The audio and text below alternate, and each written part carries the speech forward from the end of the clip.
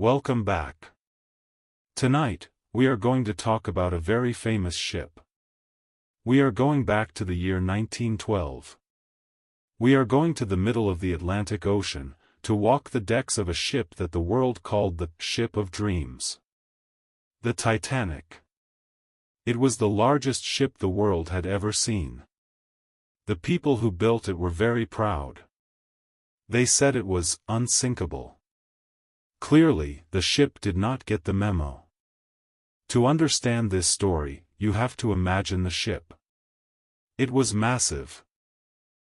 A floating palace of steel, mahogany, and brass. It had grand staircases, velvet chairs, and enough coal to power a small city. The people who built it were so proud. They looked at the giant, dark ocean and said, "We have made something that can never sink." Well, history has a funny way of teaching us humility, doesn't it? But let us leave the engine room for a moment and look at the people on the deck. Specifically, two people. First, there was Rose. Rose was a young woman living in the world of first class.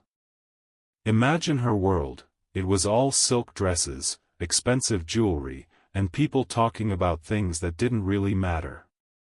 She had everything money could buy, but she felt like a bird in a cage.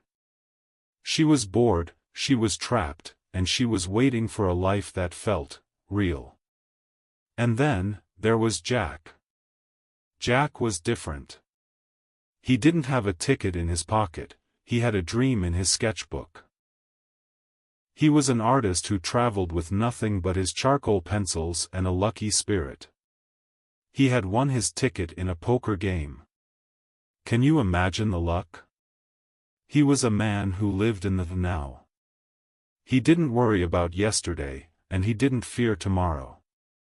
Their worlds were as different as the sky and the sea.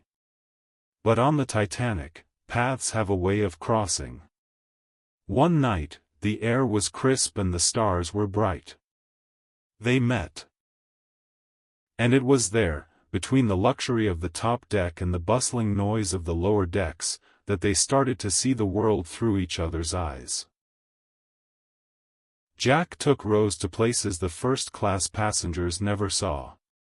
He took her to the lower decks, where the music was loud, the beer was cold, and people were dancing until their feet ached. It was sweaty, it was messy, and it was alive. For a few days, the ship wasn't just a transport across the ocean. It was a whole world. They stood at the very front of the ship, arms stretched out, the wind in their faces. You know the image, it looks like they are flying. And in that moment, perhaps they were. They were flying above the rules, above the expectations, above the worry of who they were supposed to be. But, while they were finding each other, the ship was moving. And ahead of them, in the dark, silent water, something was waiting. Now, we have to talk about the iceberg. It was a giant, silent ghost in the water. The captain was in a hurry, and sometimes, when we are in a hurry, we miss the most important things. They say the iceberg was hard to see. But looking back, it seems like a catastrophic oversight. A map, a pair of eyes, and a bit of caution, that is all it would have taken. But the ocean had its own plans. When the ship hit the ice, the noise was not a sudden explosion. It was a long, grinding sound. Like metal screaming against metal. The Ship of Dreams didn't disappear in a second. It took hours. And in those hours, the true story happened. It wasn't about the ship, it was about the choices people made. Jack and Rose fought to stay together. They ran through the corridors, the ship beginning to tilt like a giant, sinking scale. The grand, velvet chairs began to slide. The lights flickered and died. The opulence was gone, replaced by the terrifying, cold reality of the ocean. Finally, they ended up in the water. And here is where the story becomes a legend. They found a piece of wood, a door floating in the freezing Atlantic. Now, I have to be honest with you.